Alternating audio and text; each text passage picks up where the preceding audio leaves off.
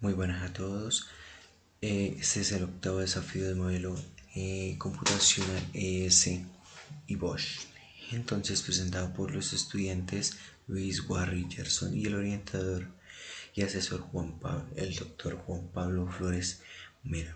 Empezamos con un análisis térmico respecto al modelo inicial que nos dieron la ESS y Bosch, donde básicamente teníamos una temperatura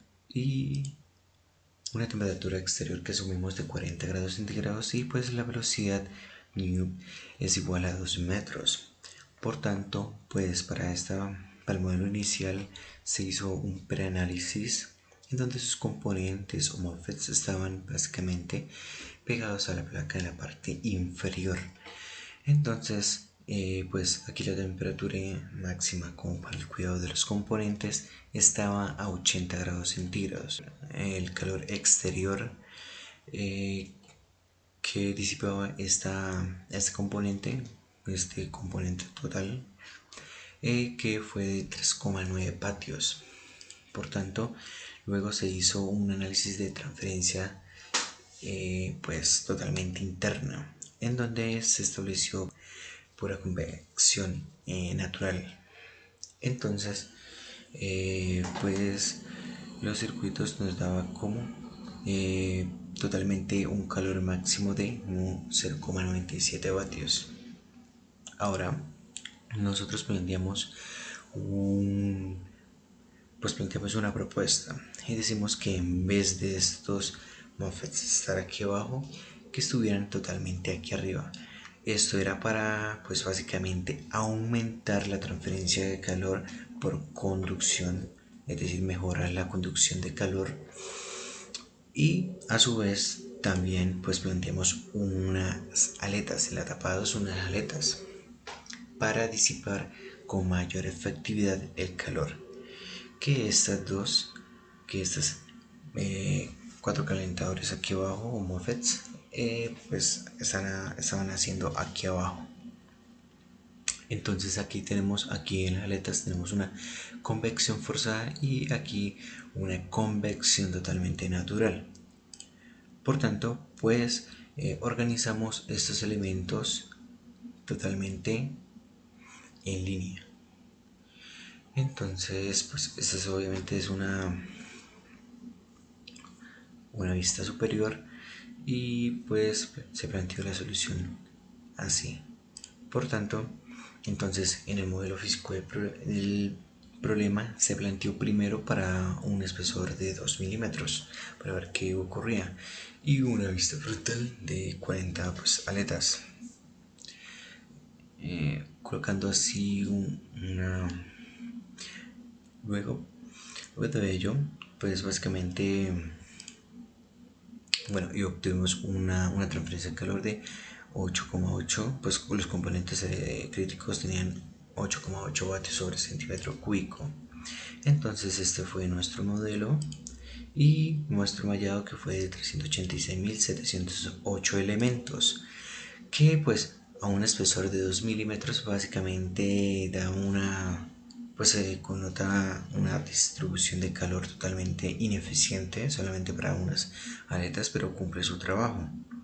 Por tanto, en ese sentido, además de pues del anterior, se ve muy bien cómo es pues en la superficie, cómo está la distribución de calor, que pues básicamente sobrepasa en los puntos más críticos los 75 grados centígrados.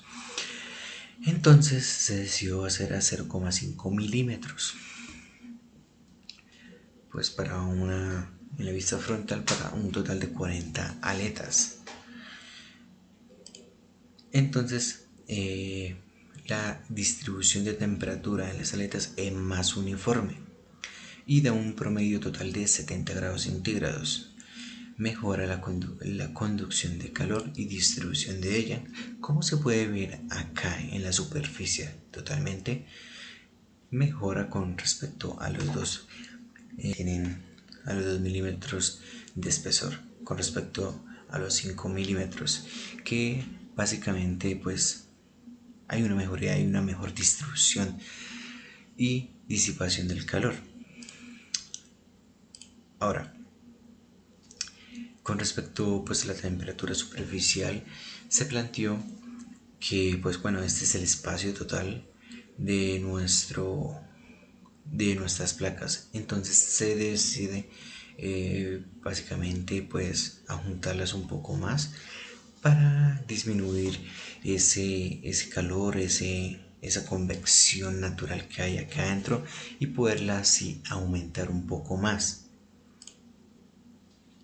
Es decir, como se ve acá, pues básicamente a menor la estratificación de fluido o en la pues, condición de contorno, es más sencillo tener o sea, que las placas sean un poco más pegadas para aumentar la transferencia de calor con respecto a la convección que se está dando, convección natural. Entonces, pues aquí tenemos un análisis, también se hizo un análisis estructural. Esta es la geometría superior de la carcasa, el cual pues hicimos un análisis de vibraciones en donde colocamos los cuatro apoyos en estas, pues en los tornillos obviamente. Entonces colocamos un mallado de tamaño de 1 milímetro cada elemento aproximadamente. Entonces colocamos una solución modal y una random vibracional, en donde esta vamos a terminar pues la deflexión y la deformación total del elemento, y pues acá vamos a mirar cómo actúan las vibraciones como tal y cuál es su afección. Entonces, en los resultados tenemos en el análisis estructural pues el modal, la total deformación que se está dando en la carcasa superior.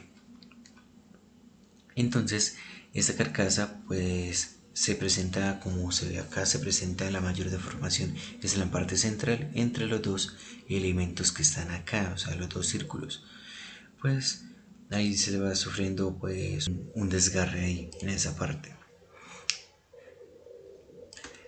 Luego, en la siguiente, ahora tenemos pues la vibración, el resultado de vibración.